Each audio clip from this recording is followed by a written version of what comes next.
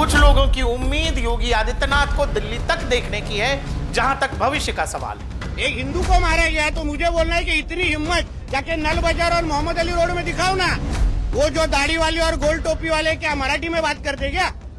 शुद्ध मराठी में बात करते क्या? उधर जाने की उनको कान के नीचे बजाने की हिम्मत नहीं है। कुछ वैसी ही ख्वाहिश इन तमाम 3 नेताओं को लेकर भी है, इनके अपने अपने समर्थकों के मन में। देवेंद्र फडणवीस के चाहने वाले भविष्य का नेता देखते हैं। उसे कहा जाए कि अगर आप हिंदी नहीं बोलेंगे या अगर आप भोजपुरी नहीं बोलेंगे तो आपके साथ ये हो जाएगा।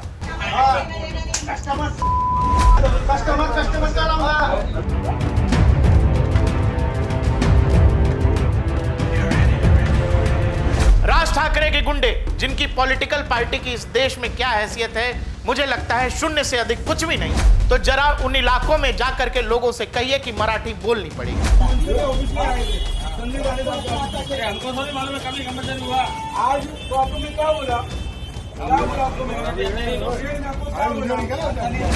ऐसी कौन सी कार्रवाई आप कर रहे हैं जिसका डर एमएनएस के गुंडों में, शिवसेना के गुंडों में है ही नहीं? गुंडागर्दी से इतर इनकी पॉलिटिकल पार्टी को आता ही नहीं है, दूसरा कोई रास्ता ही नहीं। बीजेपी के अंदर जब भविष्य के नेताओं की बात होती है तो उसमें आजकल के दौर में पहला नाम योगी आदित्यनाथ का, देवेंद्र फडणवीस का, एक और नाम हेमंत बिश्व शर्मा जो असम से चुनकर आते हैं, उनका नाम आता है। ये तीनों ही अपने अपने राज्यों में मुख्यमंत्री हैं। लेकिन जहां तक सवाल उत्तर प्रदेश के मुख्यमंत्री योगी आदित्यनाथ का नाम है, जब भी आप आम जनमानस, आम वोटर का मिजाज टटोलेंगे तो आपको योगी आदित्यनाथ का नाम सबसे पहले सुनाई देगा। और ये वो नाम है जिसमें लोग भविष्य का नेता देखते हैं। कुछ लोगों की उम्मीद योगी आदित्यनाथ को दिल्ली तक देखने की है, जहां तक भविष्य का सवाल है। मैंने आपसे पहले ही कहा कि भविष्य के लीडर्स के दौर पे कि अगर जिस समय बीजेपी में अटल आडवाणी युग था, उस समय लोग नरेंद्र मोदी को दिल्ली में देखने की ख्वाहिश रखते थे। कुछ वैसी ही ख्वाहिश इन तमाम 3 नेताओं को लेकर भी है, इनके अपने अपने समर्थकों के मन में। लेकिन इन तीनों नेताओं के बीच भी जहां तक योगी आदित्यनाथ का सवाल है, आपको योगी आदित्यनाथ पूरे देश के किसी भी राज्य में आप जब भी चर्चा इस बात की करेंगे कि कौन सा मुख्यमंत्री सबसे बेहतर है, एक आम सहमति, एक बड़ा तबका आपको योगी आदित्यनाथ के तरफ लगेगा, इनकी प्रशंसा करता मिलेगा।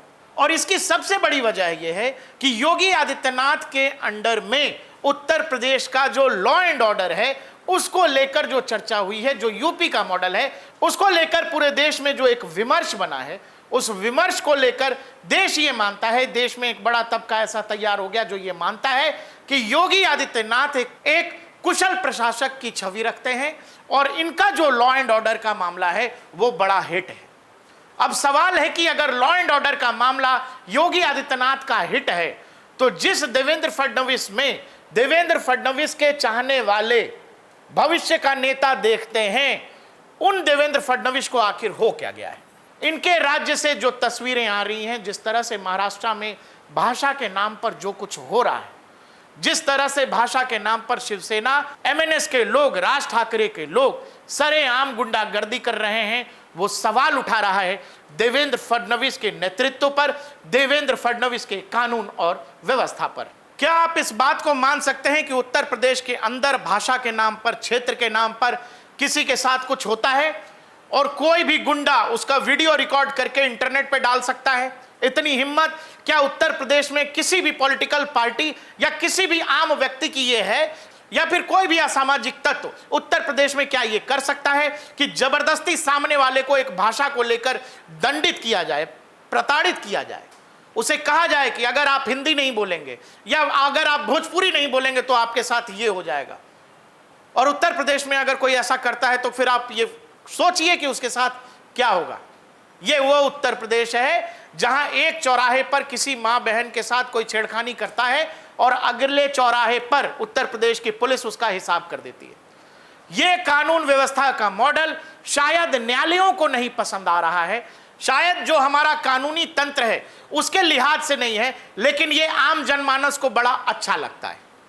आम जनमानस ने इस बात को माना है, जहां तक उत्तर प्रदेश का सवाल है, कि यही इलाज अपराधियों का होना चाहिए, यही इलाज असामाजिक तत्वों को होना चाहिए।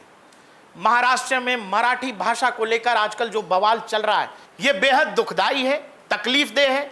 भारत जैसे देश में जब हम ये कहते हैं अनेकता में एकता की बात करते हैं, वहां महाराष्ट्र में मराठी भाषा को लेकर एमएनएस के गुंडे, शिवसेना के गुंडे, राज ठाकरे के गुंडे, जिनकी पॉलिटिकल पार्टी की इस देश में क्या हैसियत है, मुझे लगता है शून्य से अधिक कुछ भी नहीं, उस पॉलिटिकल पार्टी के गुंडे लोगों को यह बताते फिर रहे हैं कि मराठी बोलना पड़ेगा। आप कुछ वीडियोस देखिए जिसमें एमएनएस के कार्यकर्ता सामने कभी किसी शॉपकीपर को, कभी किसी आम लड़के को, कभी किसी से उठक बैठक करा रहे हैं। क्यों? क्योंकि मराठी बताया जा रहा कि आपको मराठी बोलना पड़ेगा। कोई भाषा आनी चाहिए, भाषा सीखनी चाहिए, यह सब ठीक है, लेकिन किसी भाषा को आपको सीखना ही पड़ेगा। यह कंपल्शन, यह एक तरह की मानसिक बीमारी है जो महाराष्ट्र में तेजी से फैल रही है।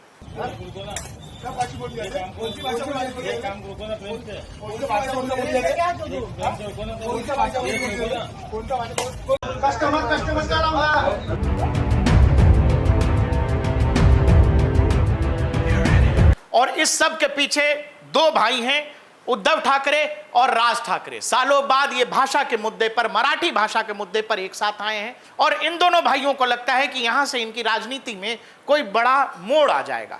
अब जहां तक सवाल बीजेपी की सरकार का है, उनके जो मंत्री हैं नीतीश राणे, दोनों भाई यानी उद्धव ठाकरे और राज ठाकरे दोनों को कोई चैलेंज दे रहे हैं। एक हिंदू को मारा गया तो मुझे बोलना है कि इतनी हिम्मत जाके नल बाजार और मोहम्मद अली रोड में दिखाओ ना।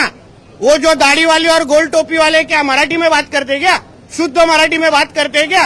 उधर जाने की, उनको कान के नीचे बजाने की हिम्मत नहीं है। जावेद अख्तर क्या मराठी में बात करता है क्या? आमिर खान क्या मराठी में गाता है क्या? उधर उसके मुंह से मराठी निकालने की हिम्मत नहीं है। ये गरीब हिंदू को क्यों मारने की हिम्मत कर रहे हो? ये सरकार हिंदू ने बिठाई है, हिंदुत्व विचार की सरकार है, इसलिए इस तरह की कोई भी अगर कोई हिम्मत करेगा तो हमारी सरकार भी तीसरी आंख खोलेगी, इतना मैं कहना चाहता हूँ। हिंदू राष्ट्रामध्ये हिंदूंना फूट पडण्यासारखी आहे। आमच्या देशाला इस्लाम राष्ट्र बनवण्याचे हे षडयंत्र आहेत। अहो, आमच्या हिंदूंची जनसंख्या मुंबईमध्ये कमी करण्याचे प्रयत्न होत आहेत। लव जिहाद, लँड जिहाद आणि ह्या सगळे नाटकं करून हिंदूंचं पलायन कसं होईल, हे सगळे प्रयत्न, त्याच्यामध्ये हिंदूंनाच मारण्याचे कार्यक्रम होत आहेत। मालवणीमध्ये जावा ना, ते काय सगळे एकदम शुद्ध मराठी बोलतात की काय? तिथे का नाही जाऊन मारत एक पण? हे जे कोण छाती ताणून बोलतायत ते, इस तरीके से कोई दादागिरी हिंदू के ऊपर कोई करेगा तो हमारी सरकार कार्रवाई करेगी। नीतीश राणे मुंबई के कुछ इलाकों का नाम ले रहे हैं और बता रहे हैं कि अगर इतने बड़े दादा हैं आप, इतने बड़े गुंडे हैं, इतनी ताकत और इतनी हिम्मत है आप में, वो सीधा राज ठाकरे और उद्धव ठाकरे को कह रहे हैं, तो जरा उन इलाकों में जाकर के लोगों से कहिए कि मराठी बोलनी पड़ेगी। वो सीधा कह रहे हैं कि ये जानबूझकर खास और कमजोर लोगों को टारगेट करने का तरीका है, अपनी राजनीति चमकाने का तरीका है। ऐसा नहीं है कि देवेंद्र फडणवीस मुख्यमंत्री इस मामले पर चुप हैं, वो भी कुछ कह रहे हैं। देखिए, ये बात मैं स्पष्ट रूप से कहता हूं, महाराष्ट्र में मराठी के लिए आग्रह करना कोई गलत बात नहीं है। सरकार का भी मानना है कि मराठी का उपयोग ज्यादा से ज्यादा होना चाहिए, किंतु अगर उसके लिए कोई कानून हाथ में लेता है तो कानून उसके ऊपर कार्रवाई करेगा। अब आप ये फर्ज करिए कि उत्तर प्रदेश में इसी तरह का सिनारियो होता, योगी आदित्यनाथ का बयान कैसा होता? क्योंकि देवेंद्र फडणवीस तो कह रहे हैं कि ठीक है, मराठी आना चाहिए, सीखना चाहिए, लेकिन कोई इसके लिए कानून हाथ में लेता है तो हम कार्रवाई करेंगे। ऐसी कौन सी कार्रवाई आप कर रहे हैं जिसका डर एमएनएस के गुंडों में, शिवसेना के गुंडों में है ही नहीं? वो जाकर सरेआम आम लोगों को इसलिए टारगेट कर रहे हैं क्योंकि सामने वाला हिंदी बोल रहा है। उद्धव ठाकरे के बेटे नेता आदित्य ठाकरे कह रहे हैं कि मुंबई की भाषा मराठी है।